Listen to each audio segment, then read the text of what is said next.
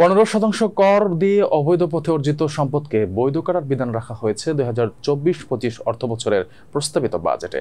এখন প্রশ্ন উঠেছে, পুলিশের সাবেক মহাপরিদর্শক বেনজির আহমেদের মতো ব্যক্তিরা যারা অবৈধভাবে বিপুল পরিমাণ সম্পদ তৈরি করেছেন, তারাও এই সুযোগের সুবিধাভোগী হতে পারবেন কিনা। শুক্রবার এই সংবাদ সম্মেলনে এমন প্রশ্নের জবাবে জাতীয় রাজস্ব বোর্ডের চেয়ারম্যান আবু হেনা মোহাম্মদ রহমতুল মুমিন বলেন, বেনজির তার অভিভুক্ত অবৈধ সম্পদ সাদা করার সুবিধা পাবে না। যেহেতু বেনজির আহমেদের মামলা ফৌজদারি ও আইনি প্রক্রিয়াতে পড়ে, তাহলে বিষয়টা কিভাবে বৈধ হয়ে যাবে? ট্যাক্স দিলে বিকেলে রাজধানীর ওসমানী স্মৃতি মিলনায়তনে আয়োজিত বাজেটোত্তর সংবাদ সম্মেলনে তিনি সাংবাদিকদের এসব কথা বলেন। এনবিআর চেয়ারম্যান বলেন, আমাদের বৈধ ব্যবসায়ীরা আরও বেশি ব্যাকাদে আছেন। কিছু জটিলতার কারণে তারা অডিট সংক্রান্ত সমস্যায় কিছু সম্পদ বৈধ হিসেবে দেখাতে পারছেন না।